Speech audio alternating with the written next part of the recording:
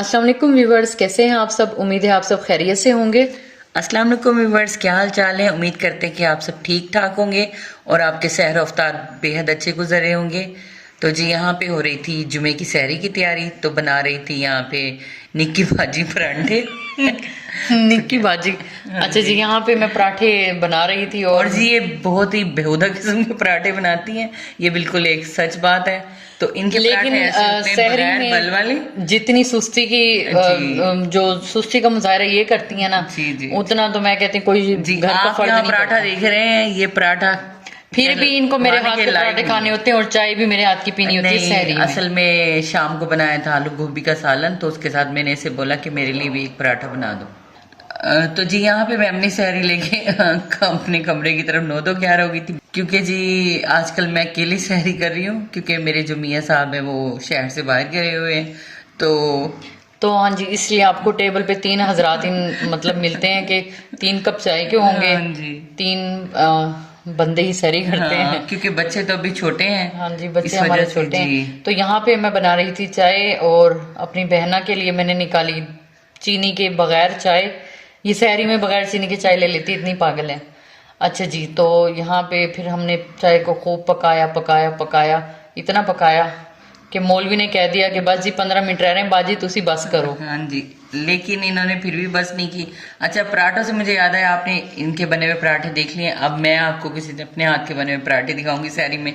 तो फिर तो ये मजे लेके दो दो खाएगी और इसके हाथ का बना हुआ अच्छा, एक भी नहीं खा सकते। मैं उस दिन का इंतज़ार कर रही हूँ इंशाल्लाह, कौन सी सहरी होती है जिसमें मुझे बनी बनाई सहरी मिलेगी। तो जी ये हमारी नोक झोंक कैसे ही चलती रहती है। तो यहाँ पे हो गया था सुबह का टाइम और फजर 6 की बज रहे नमाज। थे। फजर की नमाज के बाद, कुरान पढ़ने के बाद हम लोग छत पे आ गए थे और बड़ा ही हसीन मंजर था और परिंदों की चहचहाहट थी और बहुत ही मज़ा आया था। पुरसुकून टाइम होता है इस वक्त, बिल्कुल शोर नहीं होता है, तो बहुत अच्छा लगता है इंसान को ऐसे अकेले बैठना, तन्हाई में थोड़ी देर अपने साथ टाइम गुजारना और अल्लाह के साथ अपने दिल की तमाम बातें करना। हर वो परेशानी जो हम किसी से बयान नहीं कर सकते, तो हम अल्लाह ताला के आगे अपना दिल खोल के बैठ जाते हैं, तो बेशक वो हमारी दुआओं को सुनता है और हरदम सुनने वाला है। बहुत बहुत अल्लाह का शुक्र अदा किया हम लोगों ने कि अल्लाह ताला ने हमें फिर से रमज़ान दिया है। तो आप देख रहे हैं बस सूरज निकलने ही वाला था यहाँ पे, तो फिर हम आगे थे नीचे। और हाँ जी, फिर जाना था मेरी बहन के बेटे ने स्कूल, और जो उसको ड्रॉप करने की जिम्मेदारी आजकल मेरी है। वो बेशक मैं ड्रॉप करूँ, पाँव पाँव चल के जाऊँ, जैसे भी करूँ। गोद में उठा के लेके जाएं। हाँ जी, ये इनका सर दर्द नहीं है क्योंकि ये सिर्फ स्कूल से लेने के लिए जाती हैं। तो जी बच्चा क्योंकि हमारा बड़ा चांचला किस्म का है, इसीलिए हाँ जी, ज़्यादा ही चांचला है। तो जी यहाँ पे था फिर दोपहर का टाइम, जोहर की नमाज़ पढ़ने और सलातुल तस्बीह पढ़ने के बाद हम लोग किचन में आ गए थे। जी। तो यहाँ पे हमने रेडीमेड जो बाज़ार से बनी हुई बूंदी होती है उसको रूम टेम्परेचर जो पानी है उसके अंदर भिगो दिया था। 6 से 7 सब्ज़ मिर्चें थी, धनिया था, पुदीना था और काला नमक और 1 लहसुन का जुआ था। तो फिर मैंने इसकी बना ली थी कुंडी में चटनी, और कुंडी की चटनी का अपना स्वाद है जी, ग्राइंडर की चटनी का कोई स्वाद नहीं होता।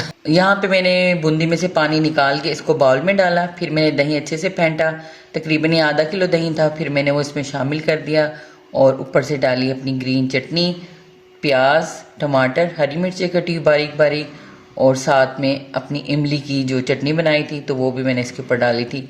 खीरे भी हमने इसमें शामिल किए थे, आप चाहें तो ये ऑप्शनल है, शामिल करें या ना करें, लेकिन जितनी ज़्यादा इसमें सब्जियां होती हैं तो ये उतनी ज़्यादा अच्छी लगती है। हाँ जी, और खीरे तो मुझे तो बहुत पसंद है जी दही बल्ले हो, दही बूंदी हो, जो भी हो, इसमें बस खीरे होने चाहिए। हाँ जी, इससे ना आपको बहुत अच्छा सा फील होता है, फ्रेश फ्रेश रहता है इंसान अफ्तारी के वक्त। हाँ जी, भारीपन नहीं जी करती हाँ बिल्कुल जी, भी। जब पकोड़े खाते हैं ना, 1 प्लेट पकोड़ों की खा ली एक तो प्लेट ये दही पकौड़ों की उसको खा ली। हजम कर देती है। नहीं, 1 प्लेट तो खैर कोई पकौड़ों अच्छा, की यहाँ पूरी पे नहीं इन्होंने खा अपना होममेड चाट सकती। मसाला जी भी वो डाला था। जी, और अब यहाँ पे हो रही थी बिरयानी की तैयारी। तो यहाँ पे हमने 1 किलो चिकन ले लिया था और 1 ही किलो हमारे चावल हैं। तो जी यहाँ पे हो रहे थे प्याज फ्राई। हाँ जी, यहाँ पे हमने ऑयल लिया था तकरीबन 5 चम्मच। फिर हमने उसमें 2 बड़े साइज़ के प्याज लिए थे जिनको स्लाइस की सूरत में काट लिया था। अब हम इनको फ्राई करेंगे, तो ये अच्छे से गोल्डन ब्राउन होंगे, तो उसके बाद हम इसमें चिकन को ऐड कर देंगे। और यहाँ पे मैंने 1 घंटे पहले भिगो लिए थे चावल, तो ये 1 किलो चावल थे। हाँ जी, और हम बिरयानी में कच्ची के चावल यूज करते हैं। हम कच्ची बनास्पति यूज करते पक्की हैं। बनास्पति के चावल नहीं जी। यूज करते, ना हम वो खाते हैं सिला चावल, हम सिर्फ मीठे के लिए इस्तेमाल हाँ करते जी। हैं। और हमारे चावल अच्छा बिल्कुल घुलते नहीं है, जैसे बाज लोग होते हैं ना कि उनकी बिरयानी में चावल बैठ जाएगा, ये बिल्कुल ही घुल जाएगा। हाँ। तो आप देखिएगा हमारे चावल चावल भी बिल्कुल। आप अच्छी क्वालिटी का यूज हाँ करें ना, जी। खास तौर पे जो डबल स्टीम राइस है, तो बिरयानी के लिए डबल स्टीम राइस सबसे अच्छा हाँ, यहाँ चावल पे रहता हमने है। डबल स्टीम राइस ही यूज जी। किया था। तो अब यहाँ पे गोल्डन ब्राउन हो गए थे प्याज, और फिर हमने इसमें चिकन को शामिल कर दिया था, तो यहाँ हम अच्छे से इसको पकाएंगे ताकि हाँ जी ये गोल्डन ब्राउन हो जाए चिकन भी। चिकन का रंग चेंज हो जाए।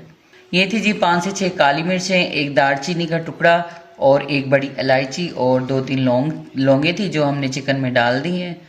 यहाँ पे हमने 5 टमाटरों का पेस्ट बना लिया था और 3 से 4 सब्ज़ हरी मिर्चें थी, उनको हमने ब्लेंडर में डाल के, तो अच्छा सा पेस्ट जब बन गया तो हमने वो इसमें शामिल कर दिया। जब हमारा चिकन अच्छे तरह फ्राई हो गया था, मतलब इसका कलर चेंज हो गया था, तो हमने वो डाल के इसको थोड़ा पकाया है। हाँ जी, यहाँ पे हमने इसमें लहसुन अदरक का पेस्ट शामिल कर दिया है। लहसुन एक पोथी था और 2 इंच अदरक का टुकड़ा था जिसको अच्छे से कूट लिया था। फिर इसको शामिल करने के बाद इसमें हम मसाले ऐड करेंगे। यहाँ पे पहले आप इसको अच्छी तरह भूनेंगे लहसुन और अदरक को। तो जी यहाँ थे हमारे मसाले जो जाएंगे बिरयानी के कौरमे के अंदर। 2 चम्मच भर के हल्दी और 4 चम्मच थे नमक के, 1 चम्मच जो सेंटर में है वो है होममेड जो हमारा गरम मसाला तैयार हुआ था वो, और साथ में है इसके 4 चम्मच बड़े बिरयानी मसाले के, और साथ में 2 चम्मच हैं पिसा हुआ धनिया, और साथ में 2 चम्मच ही थे सुर्ख पिसी हुई मिर्च। तो ये बिल्कुल परफेक्ट मसाले थे। 1 किलो चिकन और चावलों के साथ बिल्कुल सही मैच हुए थे रोज़े के साथ। हाँ जी, यहाँ पे हमने मसाले डालने के बाद इसको दम लगा दिया था। तो ये देखें दम खोला है तकरीबन 15 मिनट के बाद। तो यहाँ हमारा चिकन भी अच्छे से गल गया था और मसाला भी यकजान हो चुका है। तो यहाँ पर 1 प्याली दही को शामिल कर देंगे और इसको अच्छे से मसाले में शामिल करने के बाद अब हमारे यहाँ पे चिकन अच्छे से भून चुका है। यहाँ पे भुनाई भी हमने तकरीबन 10 मिनट की थी और फिर यहाँ पे हमारा मसाला बिल्कुल तैयार हो चुका है। तो हम इसको ढक्कन लगा देंगे। ये ढक्कन लगा के आपने चूल्हा बंद कर देना है। तो जी अब चलते हैं चावलों की तरफ। तो जी 1 किलो चावलों के लिए हमने यहाँ पे तकरीबन 3 किलो पानी रखा है, और फिर इसमें डालें अपने साबुत गरम मसाले, 2 तेज़पात, 3 से 4 काली मिर्चें और लौंगे, जायफल, थोड़ी सी जावित्री। तो जी ये लीमू है, ये हम उबलते हुए पानी में निचोड़ देंगे ताकि चावल आपस में चिपके ना एक दूसरे के साथ। हाँ जी, इससे चावल बिल्कुल खिला खिला रहता है। तो यहाँ पे हमने सब चीज़ें शामिल कर दी हैं पानी में, और यहाँ पे पानी को उबाला चुका है। तो अब हम इसमें कर देंगे शामिल अपने चावल। और ये जी यहाँ पे हमारे चावल बिल्कुल अच्छे से उबल चुके थे, तो झरने में इनको निकाल लिया है। तो हमने इनको तकरीबन 99% तक पकाना है। इससे ज़्यादा आपने इनको ओवर कुक नहीं करना, यानी कि आपके चावल 100% तक पक्के हुए ना हो, तकरीबन थोड़े एक कनी रह जाए।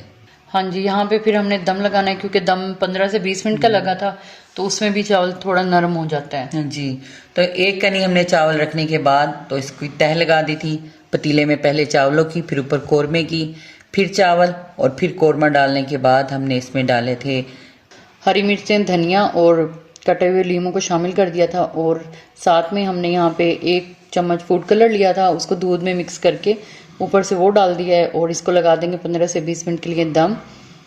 जी 20 मिनट के बाद हमने इसे खोल के देखा तो माशाल्लाह से हमारी बिरयानी बिल्कुल तैयार हो चुकी थी। तो ये हमने अफ्तारी के बाद इसका दम खोला था, क्योंकि बीच में रोज़ अफ्तार हो चुका था, तो हमने इस चक्कर में हम अफ्तार टेबल की तस्वीर भी ना ले सके। हाँ जी, एक क्लिप तो भी हमने शूट अपना नहीं जल्दी हुआ। से रोज़ा अफ्तार किया और नमाज वगैरह पढ़ने के बाद फिर हम इसकी तरफ आए। तो ये बिरयानी जी बिल्कुल पक के तैयार हो गई थी, और और क्या जो खुशबू मस्त थी। बिरयानी तैयार हुई थी। ओहो, अभी लाजवाब। उसको देख के फिर से दिल कर रहा है कि बिरयानी की एक प्लेट होनी चाहिए। तो जनाब आज बिरयानी के चक्कर में हमने कोई शेर भी नहीं सुनाया। तो जी बिरयानी के चक्कर में हमने कोई शेर नहीं सुनाया। बिरयानी की रेसिपी में इतने खो गए कि शेर याद ही नहीं रहा। जी। अच्छा जी, अगर आपको हमारी नोक झोंक और हमारे ब्लॉग्स अच्छे लगते हैं तो प्लीज़ हमारे चैनल को सब्सक्राइब करें, वीडियो को शेयर करें और लाइक करें, कमेंट्स लाजमी किया करें कि आप क्या देखना चाहते हैं। और जी शेयर हो जाए अब एक। तो जी आज मैं आपको मुनीर नियाज़ी की एक छोटी सी नज़म सुनाती हूँ कि कुछ बातें अनकही रहने दो, कुछ बातें अनसुनी रहने दो, सब बातें दिल की कह दी अगर फिर बाकी क्या रह जाएगा, सब बातें उसकी सुन ली अगर फिर बाकी क्या रह जाएगा, एक ओझल बेकली रहने दो, एक रंगीन अनबनी दुनिया पर एक खिड़की अनखुली रहने दो। जी जी, वाह वाह, क्या बात है, क्या बात है। कुछ बातें अनकही रहने दो।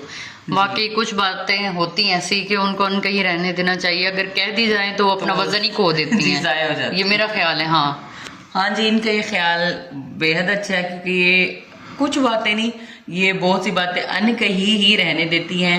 ये कहानियों को बीच में छोड़ देती हैं, बातों को बीच में छोड़ देती हैं। इन्हें से कोई सरोकार नहीं है कि लोग क्या कहते हैं, क्योंकि अच्छा लोगों जी। का काम तो है कहना, कुछ तो लोग कहेंगे, लोगों का काम है कहना। हाँ जी, लोगों का काम है कहना। तो यहाँ पे जी ये हमारी बिरयानी मज़ेदार किस्म की तैयार हो चुकी थी और बहुत लुत्फ आया था। तो आप भी हमारी रेसिपी ट्राई कीजिएगा तो और जी प्लीज़ हमारे चैनल को सब्सक्राइब कर लें। प्लीज हमारे चैनल को सब्सक्राइब करें और आपकी हमारी सपोर्ट की वीडियो को। हमें बहुत ज़्यादा ज़रूरत है। तो जी ये हमने ईशा की नमाज पढ़ने के बाद हमने खाया था जी खाना यहाँ पे। तो ये थी जनाब चना चाट यहाँ पे। इसकी रेसिपी भी हम आपके साथ बहुत जल्द शेयर करेंगे, और थोड़े से इफ्तारी के बचे हुए पकोड़े। तो यहाँ हम खा रहे थे रात का खाना। तो जी मिलते हैं इंशाल्लाह अपने अगले व्लॉग में। तो तब तक के लिए अपना ख्याल रखिएगा, दुआओं में याद रखिएगा। मिलते हैं फिर इंशाल्लाह। अल्लाह हाफिज़। तो मिलते हैं जी अगले व्लॉग में। खुश रहें, आबाद रहें। अल्लाह हाफिज़।